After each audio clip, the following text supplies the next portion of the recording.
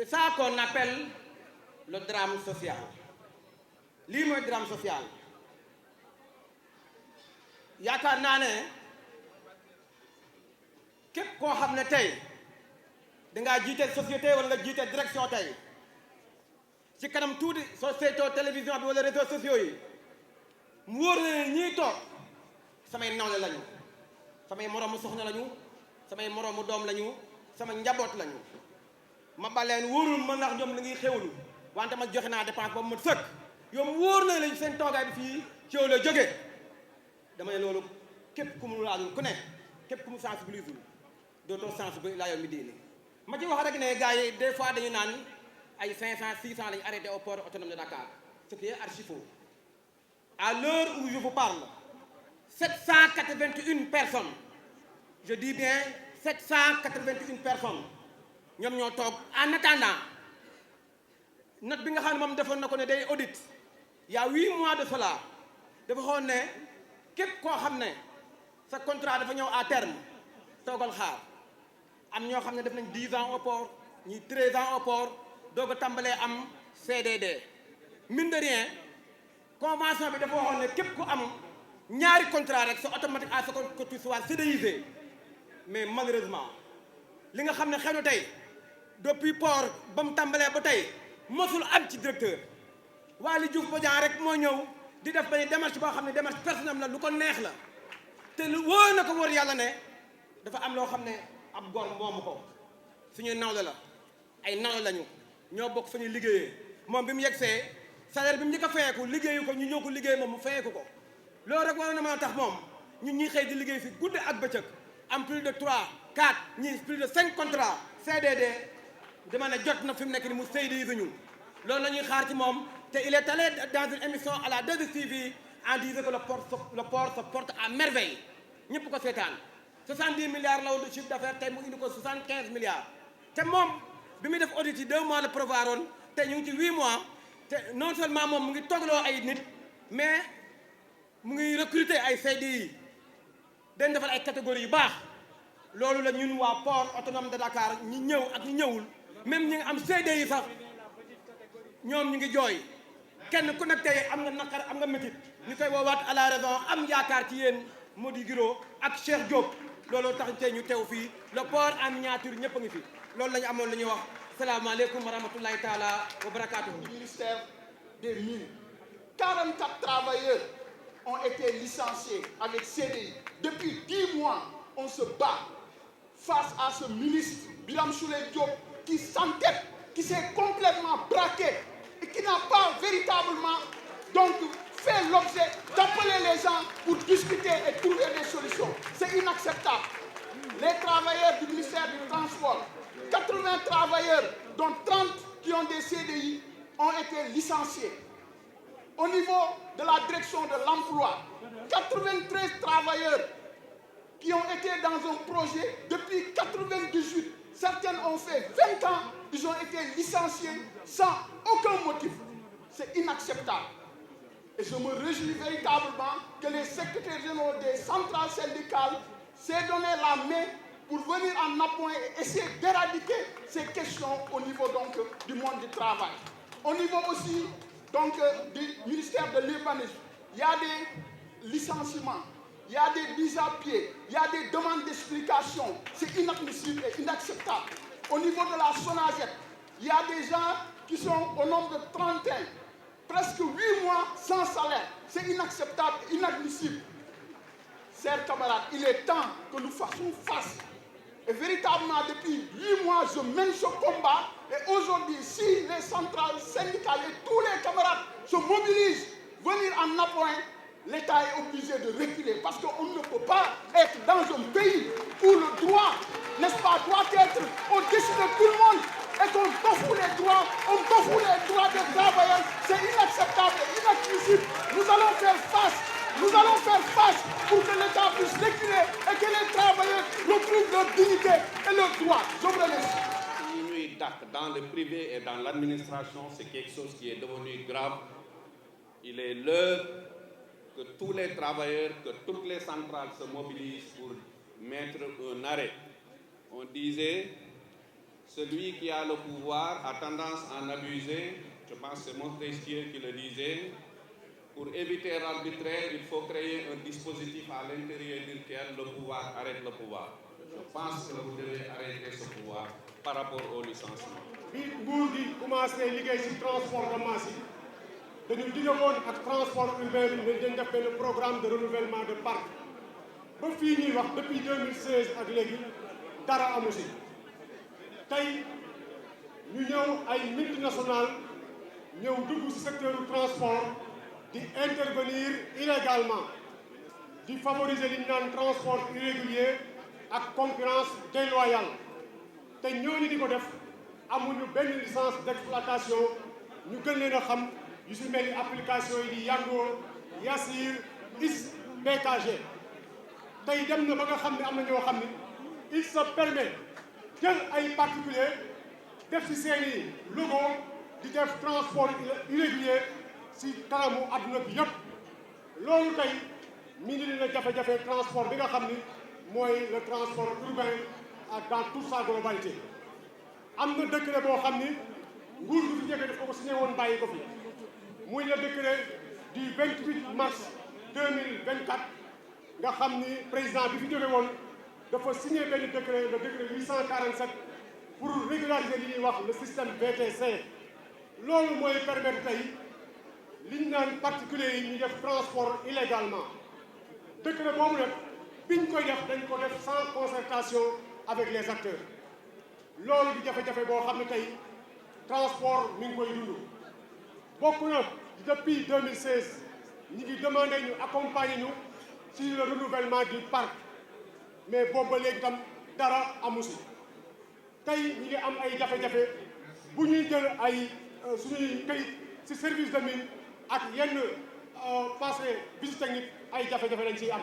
nguur bu bees bii toogee ba léegi bato yaa ngi taxaw ci port bi ñoom ñuy càmbaral di gëstu ay pères de famille yu dul jeex toog liggéeyu ñu demuñu géej te loolu ci lañ doon jàpp pour mën a dundal seeni njaboot ñu di leen ñaan ñu delloowaat licence su pêche yi jox ko doomu réew mi pour que ñooñu mën a dellu géej bu dee ci côté bateau commerce yi benn compagnie moo fi nekk di Cosama ñi ngi ñaan état mu bàyyi leen xel mën leen a jox ay marché ba ña fa nekk di fa liggéey mën tey jii jotaat seen bopp delluwaat ci seen i njaboot jërëjëf jëf Camara. Il s'agit d'une interpellation.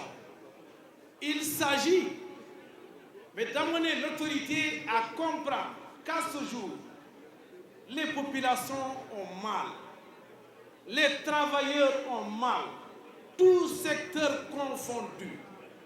C'est pourquoi nous voulions, au nom de l'organisation syndicale de l'éducation, appeler tous les secteurs, éducation, santé, pétrole, connectivité, la presse, mais l'ensemble des travailleurs à se mobiliser d'abord.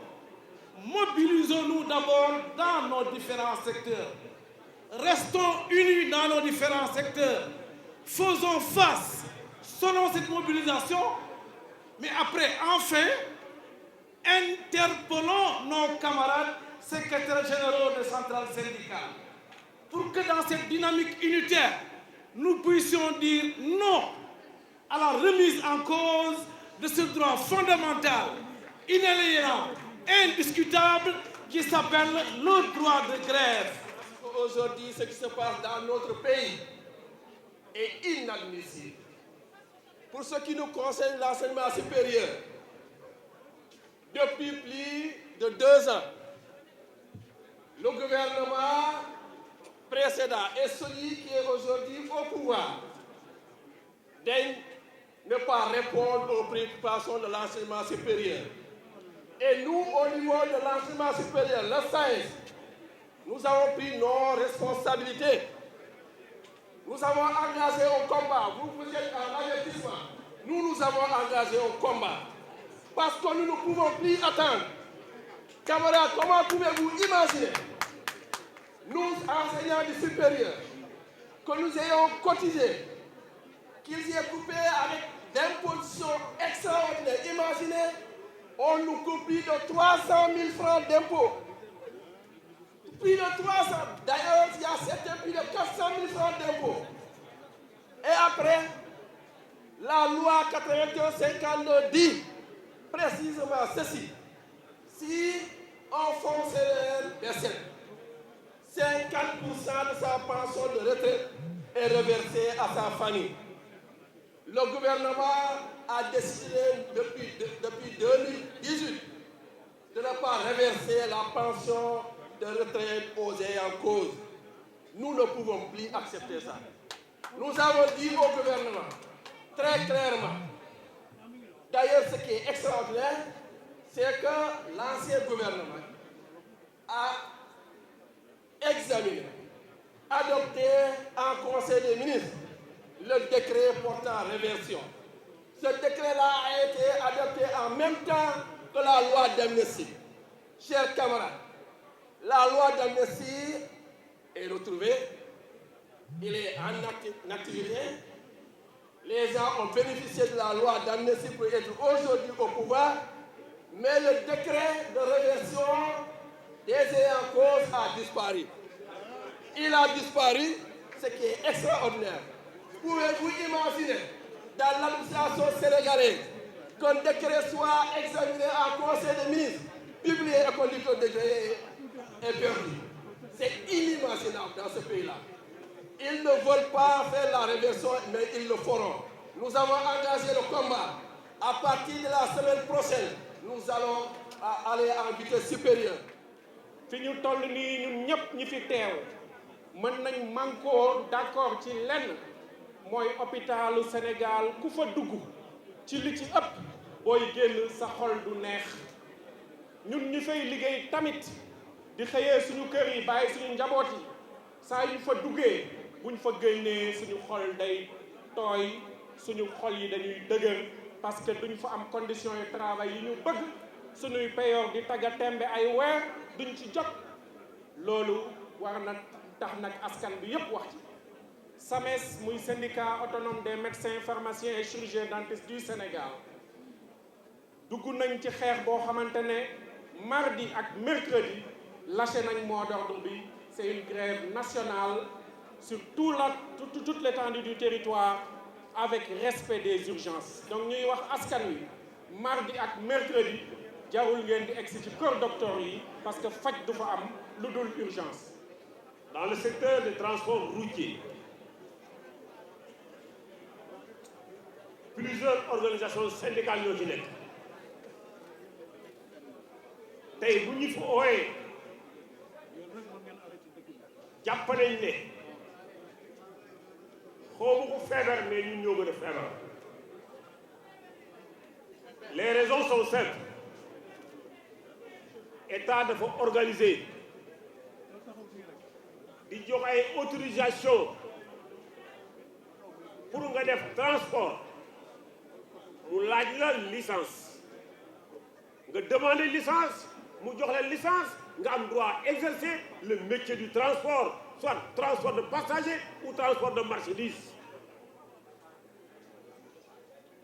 kon ku amul licence oto bu mag ak oto bu ndaw ñoo ci bokk yam hors la loi la. li ñu dégg fii tey wane na ne le monde du travail souffre wane na ne tey jii les travailleurs n'ont plus le choix, c'est lutter ou périr. L'heure est grave, les travailleurs sont malades, gravement malades et risquent de succomber. Aujourd'hui, on attend à ce qu'on recrute des travailleurs, on procède à des licenciements abusifs. On licencie ñoo xam ne dañoo am des contrats à durée indéterminée, on licencie des délégués de travailleurs dama ne c'est du n'importe quoi. te bu ñu doon continuer dañuy dem ba nga xam ne liggéeykat dootul amati, syndicat dootul amati. Aujourd'hui, on attend de ce gouvernement une baisse conséquente des prix des denrées de première nécessité et des services de consommation. On attend aujourd'hui du gouvernement la relance des entreprises qui sont en difficulté. On attend du gouvernement la réouverture des négociations avec les syndicats sectoriels. On attend du gouvernement l'application des accords signés entre le gouvernement et les travailleurs. Ñun dañu ñëw fii tey pour wax dëgg yàlla jouer benn rôle bu am solo moo di fexe ba injustice bi nga xam ne moo am ci travailleurs yi injustice boobu dakk. Des milliers et des milliers de travailleurs sont licenciés abusivement. Ce n'est pas sérieux. Tous les secteurs yi fi jot wax dañ leen di apporter ñun suñu soutien wan leen ni bu ngeen jógee dinañ jóg bu ngeen xeexee dinañ xeex bu ngeen taxawee dinañ taxaw. Secteur en lutte yi parce que mënuñu comprendre des pères de famille des mères de famille yoo xam ne amuñu lu dul seen salaire ñu xëy bëccëgu ndara kàmm dagg ko gàtt leen dafa jaadul. On est contre.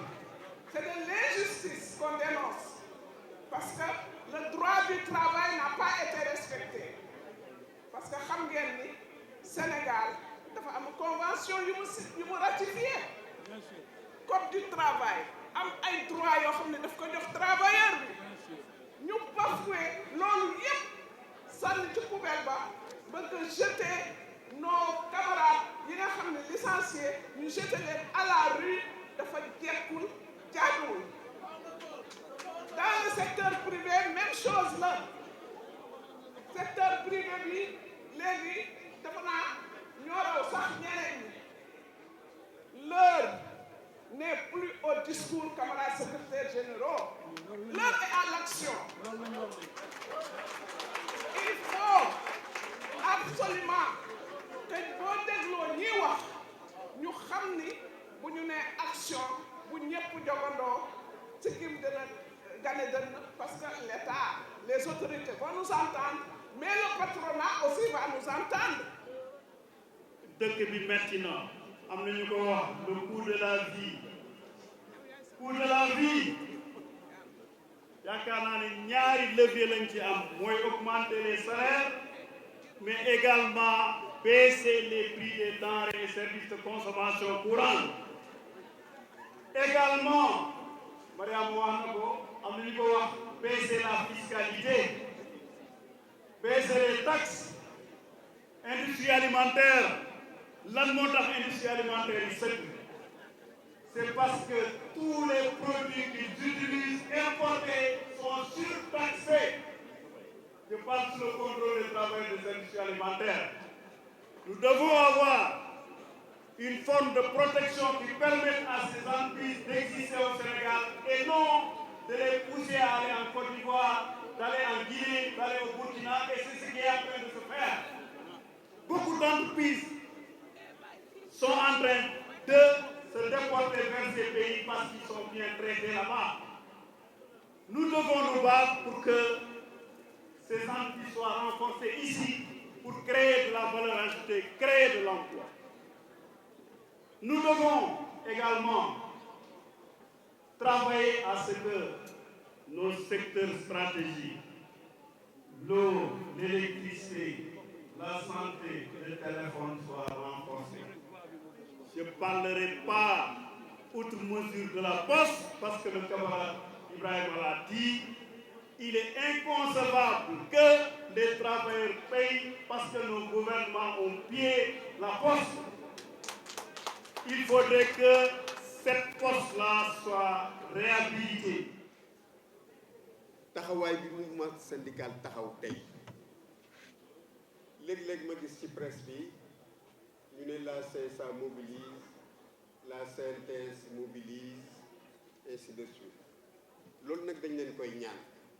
mbéjum kaabaat borom moo koy fajal boppam te mbéj mi doy na mbéj nañ ñu mbéjat ñu toog di wàcc di tatagal fi mu ne nag dara desatu ci lu dul toog nii ñu def tey waxtaan nañ ci suñu biir ñun ay secrétaire généraux toog tey indi daje mi créé ko ku nekk dégg nga liñ fi wax ñaxtu yi bari na métit yi bari na côté bu nekk la méttee côté bu la nekk la méttee waaye ñi ñu jàkkaar lool dafa mel ni dañu yaakaar ne ay xale yu tuuti lañ jàkkaar ñu ngi dóor dàqeeg ñun di naxanteeg ñun boobu ba léegi li fi tar bare na licenciement yi bare na li ñuy def ci lu métti bare na ci travailleurs yi di licencier di dàq te bu doon ne dañuy licencier rek yem ci naan dañuy restructuration ñu mun a am dégg-dégg boobu waaye dañuy l'essentiel bi recruter ci ginnaaw.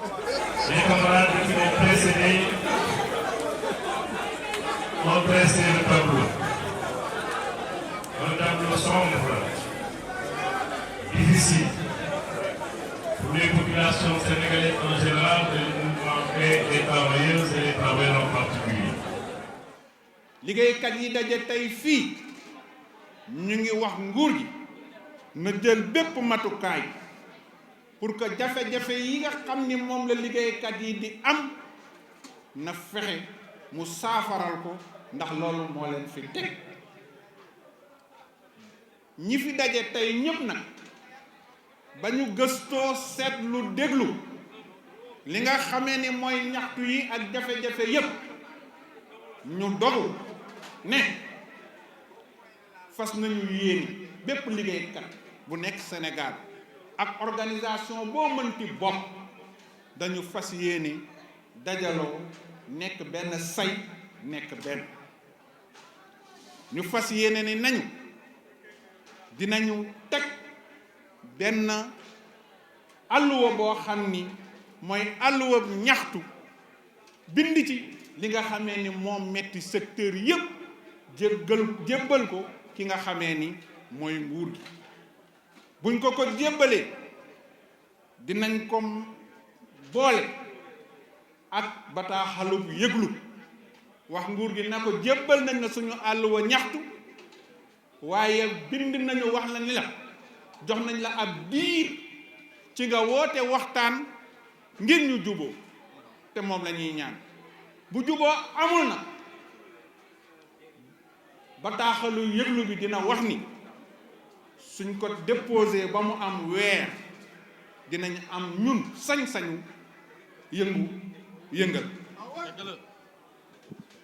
wax nañ ni fas nañ yéeni fépp ci réew mi ci gox-goxaan yi ci département yi ci région yi ci bërëbu liggéeykaay yi liggéeykat yépp daje waxtaan ci seen biir ci seeni jafe-jafe dajaloo nekk ab benn say ci bërëbu liggéeykaay yi ci gox-goxaan yi ci réew mi yépp ngir ñu waajal